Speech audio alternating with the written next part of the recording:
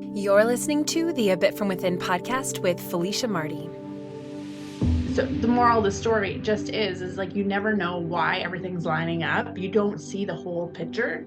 And so something that you might deem as bad could be out in your benefit. Life is like a game, I believe, and when you start to have fun and play it, it becomes so magical and so much rewarding, and it will lead you different places.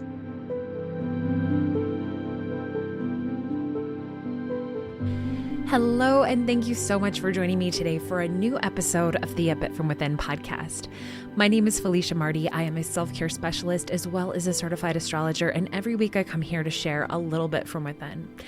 This week, however, it's not going to be me sharing just a little bit from within. This week, I have a very special guest. Her name is Holly Finucan, and she is the host of the Intuitively Guided podcast, and she's also an intuitive healing coach and Reiki master. Throughout this episode, you're going to hear just a wonderful conversation that we had. We touch on a wide variety of topics. You're going to hear her upbringing, which was quite traumatic in many ways. In fact, I might use this opportunity to give a brief trigger warning. We do talk a little bit about just navigating trauma, including sexual abuse. But I will say the majority of our conversation revolves around how to build yourself back up when you have been in survival mode for a long time. And one of the things that I think Holly and I both agree on is that survival mode is not a place that should be accepted as good enough for any of us. Although we both understand, and I'm sure you know too, we can't always pick when we're in survival mode or how long we're going to be there for. But if you have the right tools, or if you can work on your mindset and you have the right people in your life who believe that you can heal, incredible things can happen for you. If I can share before we get started how I met Holly. Holly actually found me on TikTok. I have a lot of astrology stuff on my TikTok. And so she had messaged me and said, "Hey, I've been wanting to get in touch with an astrologer for a while, and I was compelled to reach out to you." So we met just to talk about astrology. And I ended up telling her, like, let's go ahead and, I'll come on your podcast. We'll talk about all things astrology. But first, let's do a little mini reading so you can try to see what it feels like to have a reading. If any of the tools that I can share with you based on your astrology, some ideas for self-care or for different success pathways in your life might actually work. So we did that, and we had an incredible reading. First of all, I think she took away so many things. And then we actually recorded a companion episode to this podcast. So where I come on her podcast and talk about all things astrology. So if you want to listen to that, head over to So if you want to listen to that, be sure to head over to the Intuitively Guided with Holly Finucan podcast. And so you can hear both sides of our conversation, the one where she's interviewing me about astrology, and then right here for me interviewing her on all things being an intuitive healer, how people can heal, how to find self-trust, and so much more. So without further ado, let's go ahead and get started. Hi, Holly. Thank you so much for joining me today for today's episode of the A Bit From Within podcast. How are you doing? Oh, thank you so much for having me on. I do appreciate it. I'm doing well, thank you. Well, I would love it if And we could yourself? start. Yeah, I'm doing good too. Today has been, always a little bit of a crazy day. Mondays, it's like, how's the week going to start off? We're recording this on a Monday. And I don't know, Right. I love Mondays because it's one of those ways that it's another new beginning. And today that we're recording this is another great way to do this because today is a new moon. And so I'm excited that we have some of this new moon energy with us. Are you feeling any of like that initiative energy in your own life right now? Yes, and I did my own little ritual last night, so that was nice as well. Oh, I love it. For those of you guys who don't know, Holly is an intuitive healer. And so when we connected, we had a lot in common. I was so excited to bring her on today. But Holly, for those of the listeners who don't know you or what you do, can you tell us a little bit about yourself? Okay, yeah, of course.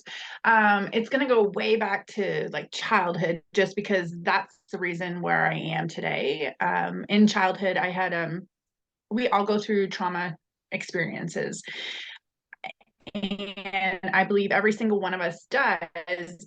I had experienced a lot of trauma and never healed from it. So as a child, my mom was in and out of the psychiatric ward through mental health issues, of medication, lots of the police were involved. We had children's aid.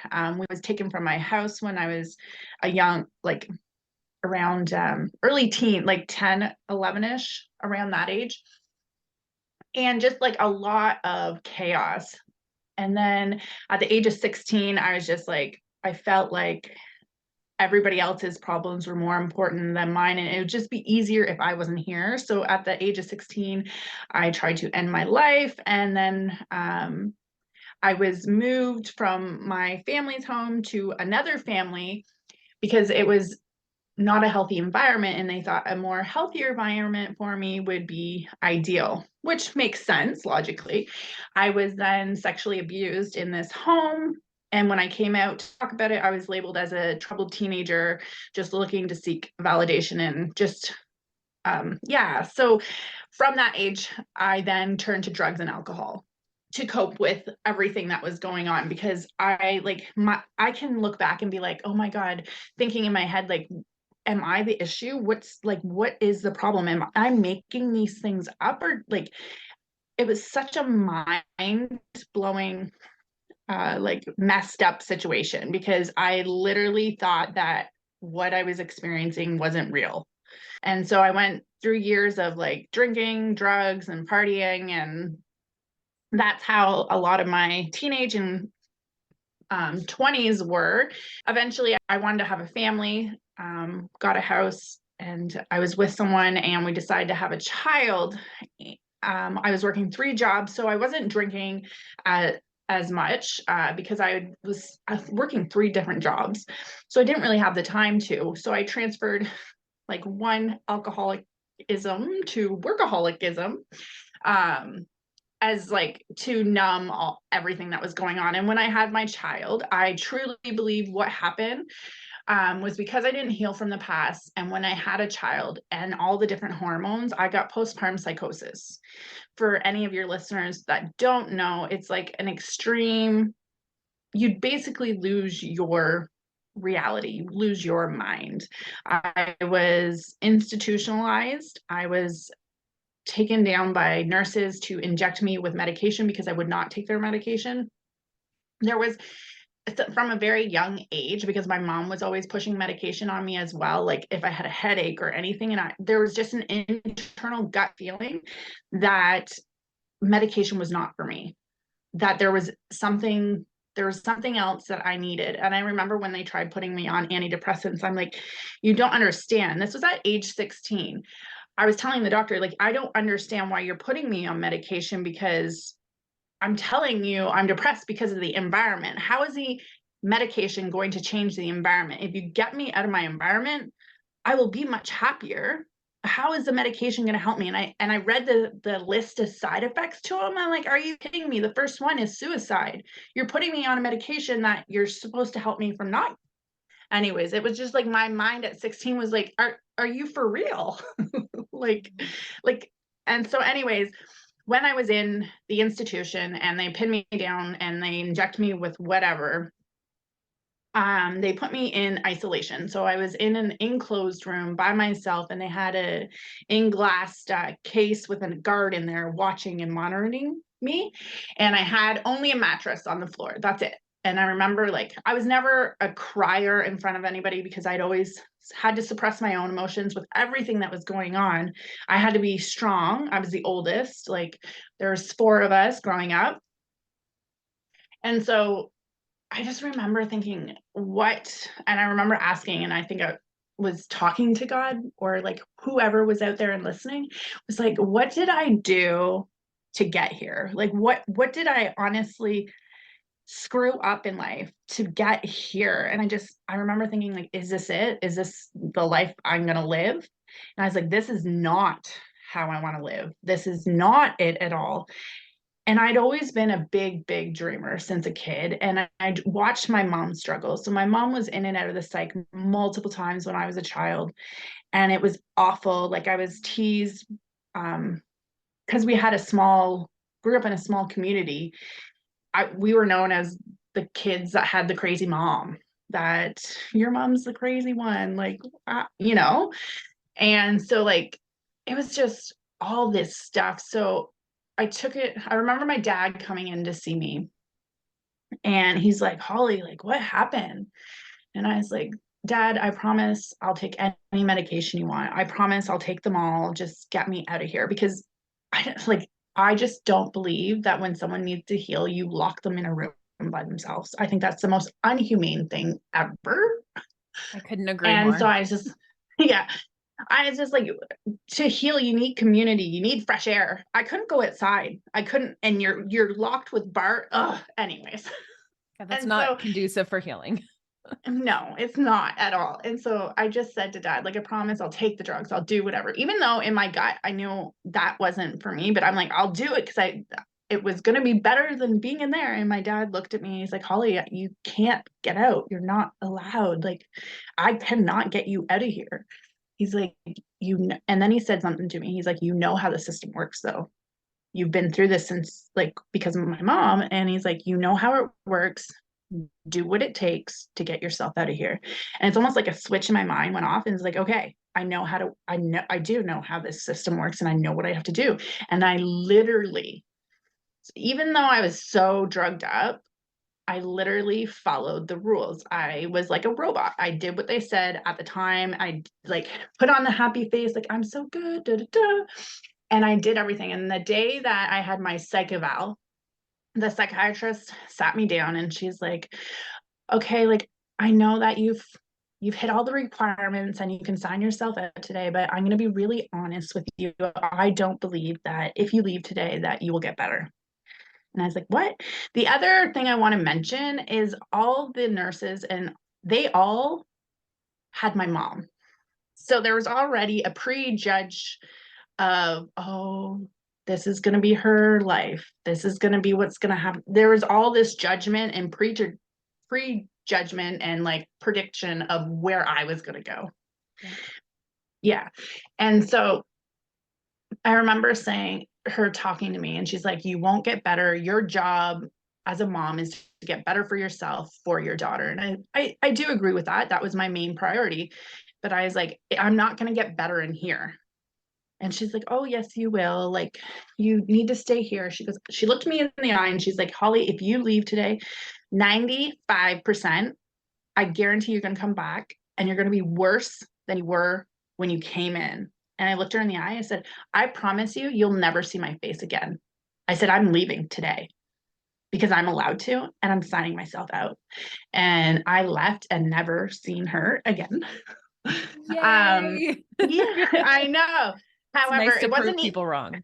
yes, I'm gonna say it was not easy because I understand from her point of view why she said that. Because when you leave, you don't have access to a psychiatrist. You then get put on a wait list because I'm out, right? You get put on a wait list. So I think it was like 2 or 3 weeks I had to wait for an outside psychiatrist. So then if anything goes wrong, I can't change my medication. I would have to be re-admitted and go through another psych eval and blah, blah, blah. So I knew this. And I think it was like a week in. And I just want to state, I'm not a doctor. I'm not like, so if anybody's on medication and it's working for you, that's awesome. I would never tell anybody just cold turkey, quit your medication because it has because they're so addictive, they have big time side effects. Yeah. My goal was to get off medication. And so I went through 3 different psychiatrists until I found one that was on the same terms as me of like, I'm not being on medication. So during this time, I ended up losing my job. I was supposed to go back to a job, but when I was on mat leave, ended up like had a huge layoff. I ended up leaving my daughter's father, and I ended up moving back out home with my parent, or like my dad and my stepmom, and then we had to go through a bankruptcy. I remember I'm 27. My daughter's like 7 months old, and I looked at my dad and I said, my life is over. And I think this is the first time that my dad, like, he's like, Holly, what are you talking about? And I was like, Dad, like, and no one's ever gonna want to date me. Nobody's ever, who's gonna hire me? Like, Dad, like my life is over. I'm bankrupt. I'm a single mom. Like I'm late. Like I put quotations labeled as crazy. Like, how do you overcome something like that? And my dad looked at me and he's like, Holly, you are one of the most motivated people I know. You'll like, I get that it seems heavy right now, but he's like, I have no, like, I know you're going to get through this. And my dad's not one to like, he's a very funny, like, doesn't like talking serious. So like anytime we'd talk serious, he'd turn into a joke or anything. So like when he said that, I was like, I didn't know that my dad looked at me that way. So it was almost that hope that I needed to like get going. And then from there, I looked for I was introduced to Reiki. I believe Reiki found me, to be honest. And because I knew there was a way to heal. Thank goodness I was actually in a network marketing right before I went into my psychosis. So I'd heard of Tony Robbins, I'd listened to him. And so there, and I'd in 2007, I was introduced to The Secret. So I already had these things of like, I'd heard people heal from certain things, natural ways. And so that's where I then dove into my healing journey. Wow. Sorry, that's a long answer. No, it's a perfect answer. I think it's so important that we're able to share like our truth, the truth of our journey, because it all matters. Like if you glossed over any of those pieces, we wouldn't have the full picture of how important it is that you are standing where you are today. So I could see why you are so motivated to help others heal because of how much it took for you to be able to heal. Right. Yes. I just, I've spent so long. And the thing is I wish I would have had a mentor, and I've had mentors along the way, but that's why I do what I do is like, I've created a 3-month program, and anybody that has ever taken my 3-month program, they transform their life. And so like the time is like, so it's amazing. Like in 3 months, you can really transform your life. However, it took me 10 years, but I've taken what's worked for me and left what doesn't aside. Right. And so sometimes I'm like, oh, I wish I would have had that. However, I needed this Yeah, journey in order to become who I am today. absolutely. God, there's so many places, like so many questions that I have for you after hearing all of that story. What do you think is required in the journey to trust yourself? Because after you're in a place where you're like, is my whole reality a lie? All these people are telling me that my story isn't real, that my pain isn't real, that like I can't even trust my body with what I'm feeling with this medication. Like there's so many parts in your story where it seemed like people were like gaslighting you and lying to you Oh, and yes. invalidating your experience. So how have you learned, whether it's a flash moment or the course of 10 years learning, how have you learned how to trust yourself? That's a very interesting question, because I think it's taken me a long time to trust me, because I used to tell myself, I just don't trust myself. I don't trust myself in dating. I don't trust myself in this. And it's very interesting you asked that question. I was actually watching a show last night, and it was uh, I'm gonna say his name wrong, probably Bashar. He's a channeler, and he said, I hear so many people say, oh, I don't trust myself. And he's like, but you do. You trust yourself that you don't trust it. He's like, you're just focusing the wrong way. He's like, you can trust yourself that. So what I've had to really wrap my head around is like, I was looking at mistakes or what has happened and the bad choices. Like I put quotations, the bad choices that I made, um, as like my fault, whatever. And I had to accept the past, that I can't change it. There's nothing going back. And the other thing is someone once said, like, you couldn't have made a better choice. And I was like, what do you mean? I could have. Like, that's how I used to think, is like, I could have made a different choice. And so I use this analogy of like, say we went and you bought a lottery ticket and it's Wednesday. And then now it's Friday and I see on the screen the winning numbers. And I ask you, hey, do you have the winning numbers? And you're like, no, I didn't get them this time. And I'm like, but look at the winning numbers are right there. Why don't you have them? You're like, but Holly, I got my ticket on Wednesday. And I say, yeah, but no, you have them. They're right there.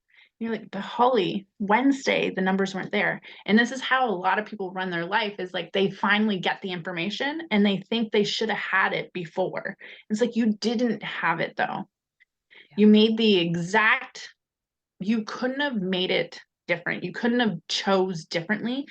Also, a lot of times when we're making choices that weren't, we deem as not good or bad, nothing is good or bad.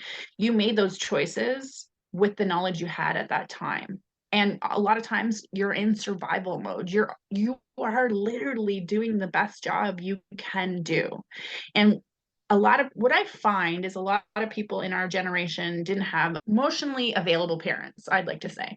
I absolutely love my parents and we've been through a lot of stuff together and we've had our ups and downs and I fully love them, but they weren't there for my emotions. And I look at their lives and they were just surviving from what their trauma was. So I am the first one to open up and start healing generational trauma. So I forgive my parents because one, I know that I chose this life. I really do. I know not everybody believes that, but I believe I chose this. I chose my parents. So I can't blame them. In order for me to become who I am today, I had to have those things happen to me, I believe.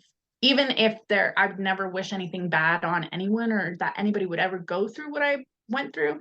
But I really believe in order to do what I do today and to have the experiences I had to go through that. Yeah. But I also believe that we have multiple different lines or directions that we can take in life. It sounds like you needed to find self-forgiveness. You needed to release Yes. yourself from this is good, this is bad, this is right, this is wrong, and just let it be more neutral. And then you needed to understand and have self-compassion for the fact that you were in survival mode. And I think Yeah. those are such good call outs because those are the beginning. I think those are the beginning stages to self-trust, or at least a better Yes. relationship with yourself. That is actually, I mean, talking about what a conducive healing environment is, that's where it begins. Right. So yes. I want to add one thing. Something that I like to do is when I make a good choice that I feel good about, I like to remind myself of like, oh my God, see, you made a good choice. You can trust yourself. So that's the mindset that I started putting into practice was like when I liked something I was doing, I would remind myself like, see, you can do this. See, Oh my what? gosh. Because I had like my mindset was really like I was such a victim. I thought I was smart, stupid. I could not look myself in the mirror and think like there was nothing good I thought about myself. I did not think I was pretty. I did not think I was smart. Like it was horrible. Yeah. So literally it was a mindset shift as well. Yeah. I think I love that we're talking about this because I think that one of the things that I talk about a lot in my work is that when we're on the journey to self-transformation, we have to stop thinking of the work that we're encountering as light switch moments. We don't walk into a room and turn on the light and suddenly we can see everything around us and it's all different now. There are very few light switch moments. Like usually there's more of like a light switch shift in our minds, but it's not a shift in our reality that happens immediately.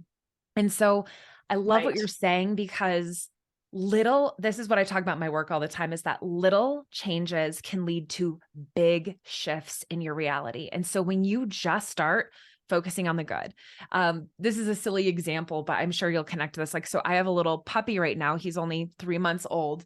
And potty training has been hard because it's been a cold winter and we live in Denver. So potty training has been hard. And so I just made a decision right away that like, instead of focusing on how many times he has accidents in the house, I was only going to focus on the amount of wins I had when he went to the bathroom outside. And that is how I got myself through that was Right. instead of, but you're right. It's a mindset choice where both realities absolutely like true in that moment. Yes. But where I choose to put my focus is where my energy is going to feel better. And so if I would have just, focused, oh my God, he had 3 accidents today, that would have brought me down so much. But instead I'm like, yay, we had 4 outside. We are winning. Like it Yes. is happening. And I know that's kind of a silly example, but we can do that exact same thing with ourselves. And I love the example you gave of like focus on the good decisions that you're making. It may Mhm. not all feel right now, but those little moments that it is going right for you, they matter. And that is building up that self-trust and that self-confidence. Of course. Yeah, because we have this thing called, and I always screw this up, but it's called the reactive ticular system. You know what Okay. I'm the Yeah, I think I know it. I don't know the exact, if it's wrong, I couldn't correct it, but it sounds Oh, right. no, that's okay. So what it does is whatever you're focusing on, it's your mind. So whatever you focus on, it will show you more stuff. So we could do a little exercise. If you just Yeah. close your eyes. Okay. Okay. So close your eyes. And when I ask you to open them, I want you to find as many things in your room that are red. Okay. So open. So you have 5 seconds. 1, 2, 3, 4, 5. Okay. Okay. So how many things did you find that were red? 3. Okay. So how many things were green? No, no, don't Oh, look. don't look. I have no idea. Actually, You if have I think hard, maybe 0.5. okay. But Yeah. the thing is we were focused on red. That's why you couldn't see the green, Oh, I love it. right? Yeah, absolutely. Yeah, so that's Tony Robbins does that in all of his things, but it's called your reactive ticular system. Okay. And it's because whatever you focus on, your brain wants to prove you right and show you that. And so if you're constantly focused on the negative, constantly focused on what is wrong, what's not working, your brain's going to be like, okay, this is what you're focused on. This is what you want more of. And it's Yeah. like, no, no, no, no, no, no. Oh, So it's a switch yeah. of like, okay, so what am I doing right? What am I good at? What can I produce? And then your brain will be like, okay, this is what she's focused on or he's focused on, and this is what they want more of. So we're going to give them more of that. Yeah. No, exactly. And I love that exercise. I'm going to have to remember that because it's such a Mhm. very clear-cut way of seeing exactly what we're talking about. Yeah, your brain wants to prove you right. I think that's Yes. amazing. I think one of the things that popped up to me as we were just talking about this is I think, in the wellness community, which you understand very well because you're a big part of it, it's very easy to talk about, healing and intuition and all of this positivity in a way that can sometimes seem a little inauthentic, like a little bit of like these sweeping generalizations. And like when you're really hurting, it's hard to be like, is that possible for me? Or you're having, bad things happen in your life and you think, what am I missing? Right. And so I guess I'm curious for you is how do you in your Mhm. everyday life manage being in the wellness world, being an intuitive healer, understanding the power of your mind, of healing from trauma, and then also just navigating through the everyday ups and downs of life? Right. Okay. So I really had to learn me, learn about my energy, what I thrive in, what I don't thrive in. Okay. So I'm going to use this example because I'm a very go person, always on the go. This weekend, I was out twice on the weekend doing things that I wanted to do, but it was like one night was out till 1 a.m. and the next night I was out till I think it was 12. One was I went to a movie with a friend, and another one I stopped by for a birthday party. However, last night I got home and I was utterly exhausted and I knew it. So I just laid in bed and watched shows. But a lot of times I used to in the past would feel so guilty for not doing anything. And it's just knowing your energy and then putting tools in practice. So for everyday life, I have some people say, Holly, you're just so patient. And trust me, it takes time. It's not like it took me time to get to where I am. When I have a struggle or an obstacle come in my life, I look at it a lot differently. I look at okay, I've had some horrendous things happen and I got through those. So this I believe is not as bad. Yeah. Just with everything that I had in childhood, I'm just like, if I could get through that, I can get through this. I really truly believe that we're soul beings and anything that happens in the human experience really doesn't, it's not, I don't believe good or bad. It can lead to an opportunity. So I can't remember which book it was, but there's a story about this man and he has he has cattle and he lives on a farm, and his cattle run away. Like, or his horse runs away, his one horse. And his neighbor comes by and goes, "Oh, I feel so bad for you. Like, I'm sorry that happened." He goes, "Oh, no worries. Like, it's not good or bad." And then the horse comes back and he brings like a bunch of them back. And he's like, "Oh, good fortune." He's like, "Oh, I don't know. It's not good or bad." And then his son gets on the horse and was riding around, and his son breaks his arm. And the neighbor comes back and goes, "Oh, that's such poor luck." And he goes, "No, no, no, it's not good or bad." And then the army shows up the next day and wants to recruit the son, but they can't because he has a broken arm. And so the moral of the story just is like, you never know why everything's lining up. You don't see the whole picture. And so something that you might deem as bad is could be out in your benefit. I actually did a podcast on just talking about how I've transformed the things that people, society would deem as like bad, but the skills I learned from them and transform them into my life now. I love that. So basically, you kind of are looking at your everyday life as it's all leading towards something. So I'm not going to judge the everyday minutia. I'm just knowing that it's not good or bad. It's neutral and it's all for a bigger purpose. Like I might be able to see it from Yeah. where I'm standing right now, but you just trust in that process.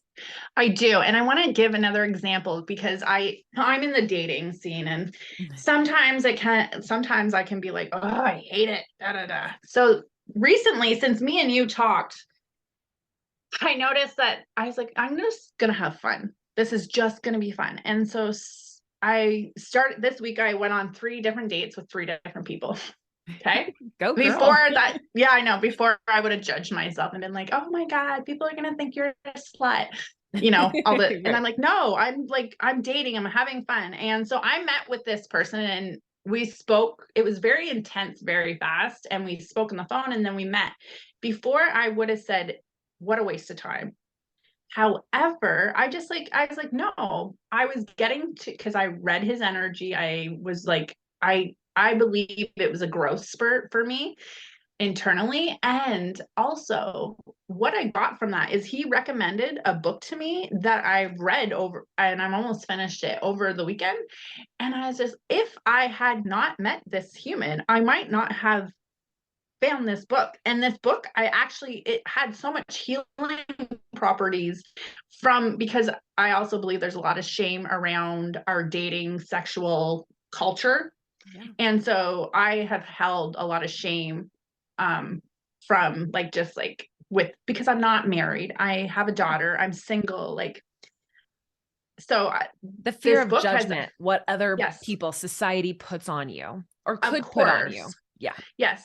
And so like this book has already given me so much tools and things on healing around like your sexuality and your desires, and just like, and I'm like, "Oh, this feels really good." Good. So You just like, needed the book. You yeah. found the And so book. like, and before in my mind, I would have been like, "Oh, that was such a waste of time." Da da da. And I'm like, no, like, just because we didn't connect to dating or getting into a relationship, he's still a human and he's intelligent, and he gave me something that I needed. And I'm sure that he got something that he needed in that moment. Absolutely. Everything doesn't have to be like an all or nothing. Oh gosh, I love this. And it's so like reaffirming for me where I'm at in my journey. It's so funny because so much of what we're talking about have been themes in my own therapy sessions lately over the past few months. Just this Oh, releasing from the idea of something has to be good or bad. I think I spent a lot of my life in like a paralysis of, is this a good decision? If it's not a good decision, then I need to hold here and strategize it more or overthink it more. And you're right. It's like you can't protect yourself from everything. right. And there's so much good about just experiencing it and taking the good. I guess there's that word again, taking the things that feel good. How about that? And the things that feel Yeah. bad and just transforming them into part of your experience and taking that sense of judgment off of it. I think that's amazing. Um, Hmm. Holly, I'm curious for you. I mean, it sounds like you sound like you're at a really good place in life. I'm curious, what are some of the either self-care or self-love tools that are like your go-to things that whether you do it once a quarter or once a week, it doesn't matter. I just am curious, like, what are the things that really support you in your feeling your best self? Exercise. Because when I'm not exercising, I see it in my life. I see it in my business. I exercise like, and I don't mean like, I do love going to the gym. I am an on-off runner. I get into spurts where I love running, and then I'm like, oh, I need a lot of change in my life. I like any type of just moving your body, whether it's dancing, yoga, sports. I love playing sports as well. That I would say is key, moving your body. Okay. I love baths.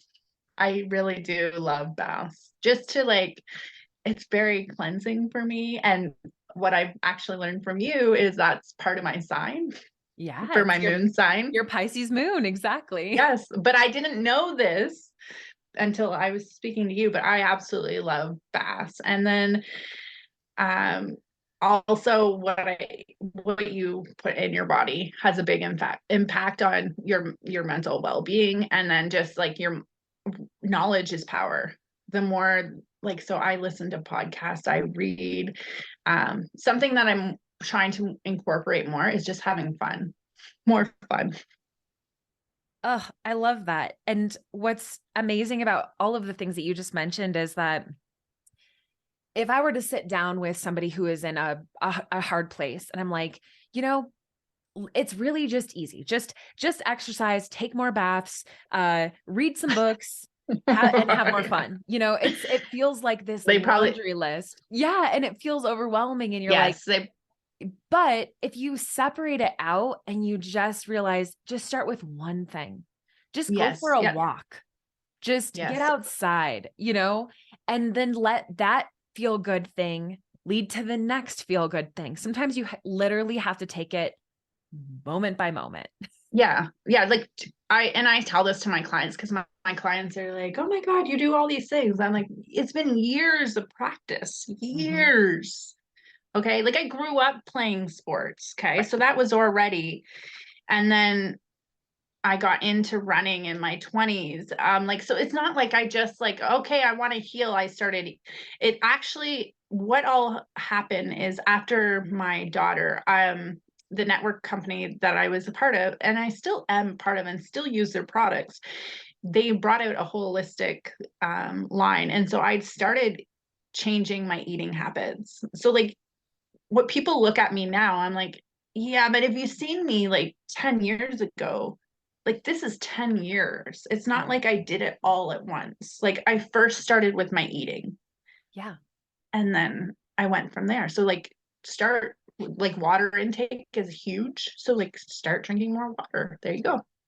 Yeah. I think that's exactly it. That's one of the things that I work with people too, is just reminding them, just start where it feels good right now. And, you know, we're of course going to have a longer conversation about astrology on your podcast. So this is a little bit of a sister episode if you haven't picked up on that already.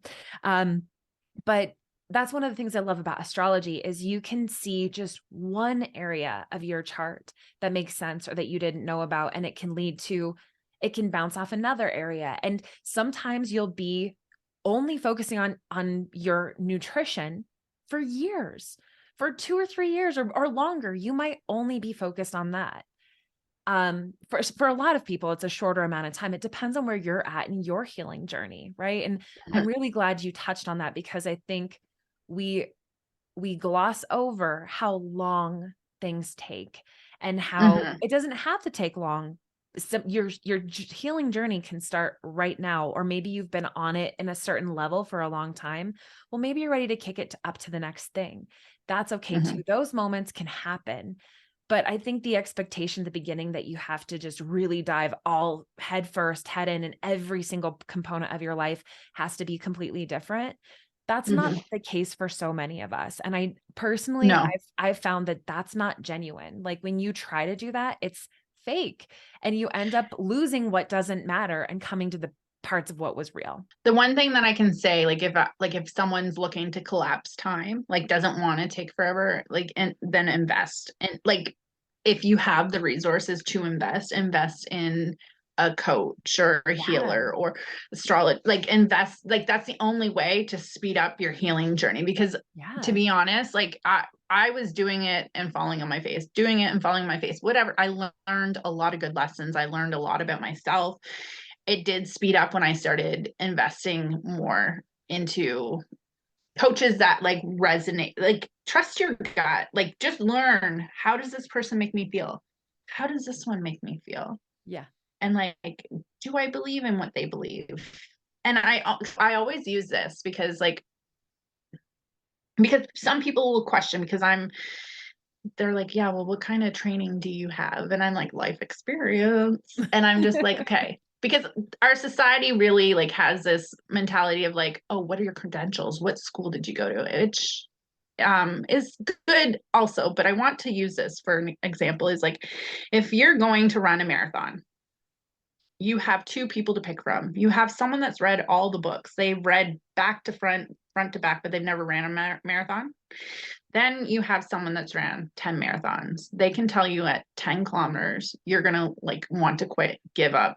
Your breathing's going to get really heavy, and they're going to give you skills, tools, and things to help you breathe better and to help you keep going. Yeah. Who are you going to hire? Yeah. I believe that the person that has been on the journey has the tools, can show you what has worked for them, what hasn't worked, what might work for you better, is a better fit. Because there are a lot of people that have read books, went to schooling, but haven't actually healed their own stuff. Yeah. Oh, yes, definitely. And so like, I'm not knocking, like I'm not saying anybody's, but just what I would say is that someone that has actually been in the ring and done their own healing. So when you're looking for someone, I say like ask them questions. Like there's no, like if you're going to see a therapist, I'd be like, what kind of healing do you do? Who do you see? And like, what have you overcome? Like I see no problem in asking questions like that, but you as a person, we have this internal system, and just test it out. Yeah. Practice. I love that. I think that's an important call out because, for everyone, everyone's not so patient with the process. Sometimes we really do meet the point in our life where we do want accelerated help. We're ready to really focus. And when you invest your money, you also usually invest your time and energy. Those things usually do come together. Yes. And so I guess as a coach yourself, like what are some of the things that you'd say, if you're in this kind of place in your life, it would be valuable to work with a coach? Like who do you feel like are the people who should consider or be open to it if they have the resources, of course? If they have the resources, if you feel stuck, if you classify yourself as feeling depressed or having anxiety, like I don't know, but society has deemed that anxiety is just a normal thing. And I just don't believe, I believe you can heal it. It's a trigger in your body. It's with the nervous system. So like, yes, I used to have panic attacks where I couldn't go out in public. Okay. So like, yes, you can heal it. The other thing is, if anybody's looking, and you have to find a healer or a therapist or whoever that actually believes that you can heal. If you do not have someone on your supportive team that doesn't believe you can overcome something, I'm sorry, but you wouldn't be making my cut. Anybody that's told me that I couldn't overcome any of the mental labels that they gave me, I was like, no, sorry, you're not for me. And because you, like, the one thing I have to say is you do have to take responsibility for your life. So finding someone that believes in you wholeheartedly would be a big benefit, because I've seen so many people go to an authority person, and the authority person will say like, I'm sorry, but like this is going to be you for the rest of your life. And that person, because they're such in a low place, they take that on as their identity. And I've seen it happen over and over, and it makes me so angry, because I'm like, you just put that into someone's head, and that's not your place. because I honestly believe with the right tools, knowledge, we can all heal from anything. Yeah, I couldn't agree more.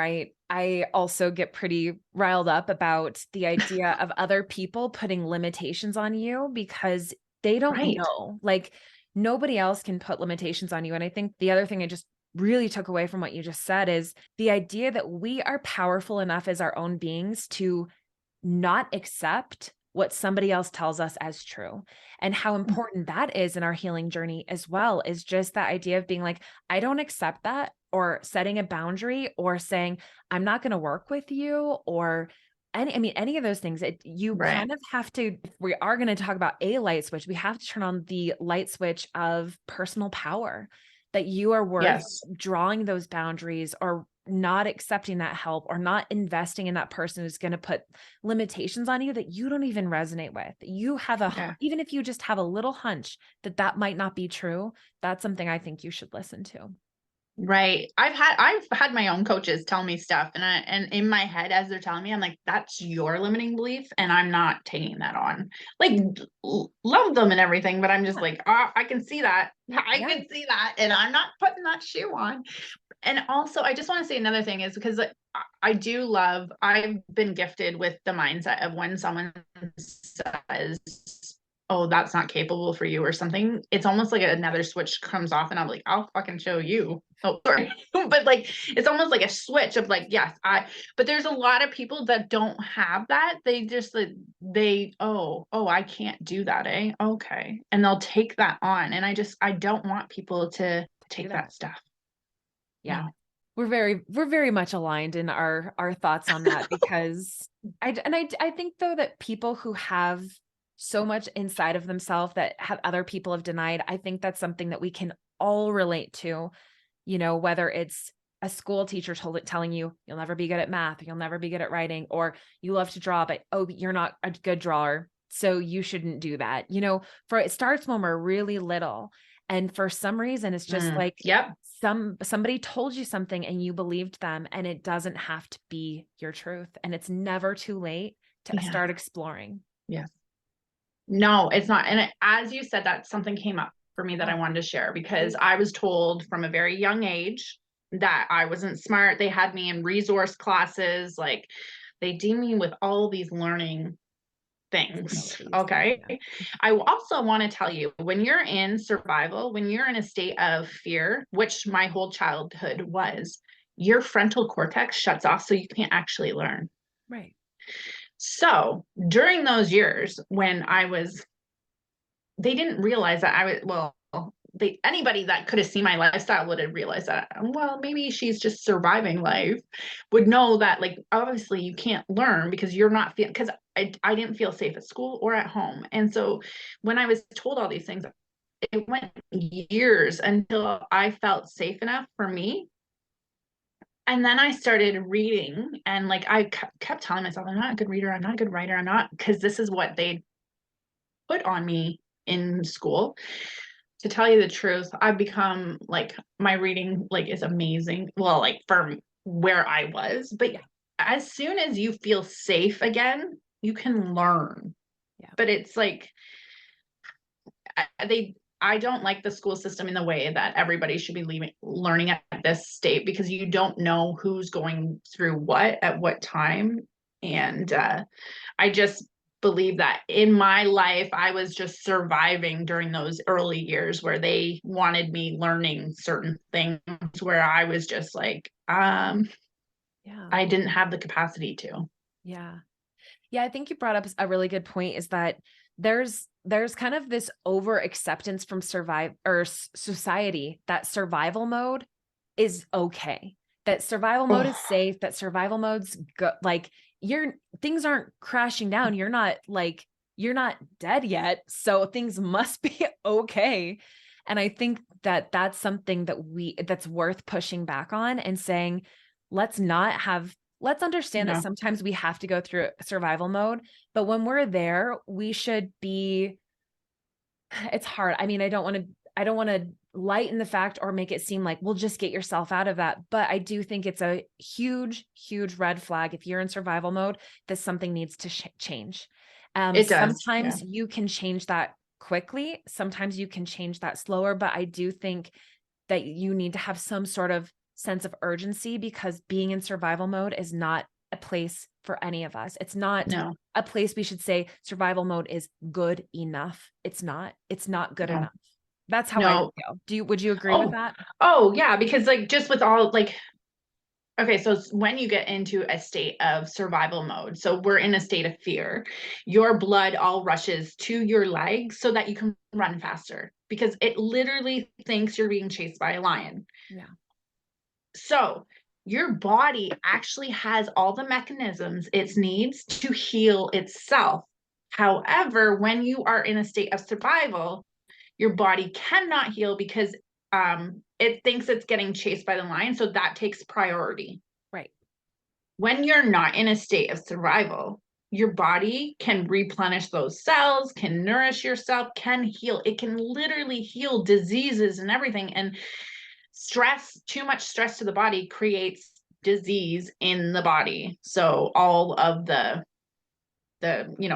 cancers and like it's all like stress related and hormones and emotions and all the things. It is all connected. And it's Yes. important that I think anybody who does just a little bit of work on their healing journey realize it's all connected. So, Mm-hmm. oh my gosh. Well, Holly, I have had so much fun talking to you. I have to ask you the last question that I always ask everyone, which is just, is there anything else either from this conversation or just that you've been learning or experiencing in your own life that's something that's true, like a bit from within you that you'd like to just share with the listeners today? The universe is a game. This life is a game. So I want you to think of it as like a Nintendo game or whatever. And there's multiple different levels. There's cheat codes. There's like, when you play Mario. Yeah. And you can get like a mushroom and like you grow bigger and I want you to remember like if you ever did play video games or just use that analogy as life. And life is like a game, I believe. And when you start to have fun and play it, it becomes so magical and so much rewarding, and it will lead you different places. I To truly different believe worlds. that. Different worlds, different levels. Yes, different levels. And there's so many different levels in this world. And I know a lot of people talk about like the 3D and the 5D and like I want you just to ask yourself, like, for someone who's a skeptic and be like, if you're struggling with your belief system, it's just like, well, is that true for somebody else? Because this is how I've crashed a lot of my belief systems coming from a very victim mentality is like, but that's not true for this person. So why does it need to be true for me? And then in order to crash those belief systems, I found a lot of people and followed them and looked at their lives for a life that I wanted so that I could like be like, okay, how do they think? How do they work?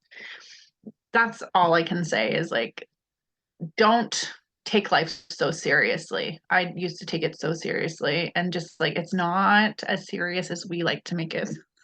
Oh my gosh. I absolutely love that. And I cannot wait for the listeners to tune in and hear everything you've had to say.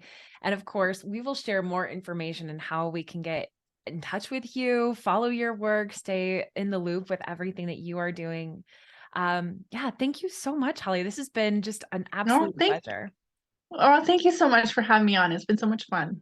If you absolutely love Holly as much as I do, be sure to start following her on Instagram at Finucan Holly. You'll see her under Intuitively Guided if you search for her as well. And you can listen to her podcast, the Intuitively Guided with Holly Finucan podcast, which is on Apple and Spotify as well. Thank you so much for tuning into today's conversation. I hope you had so much fun listening, and I will be back next week with a brand new episode. See you then.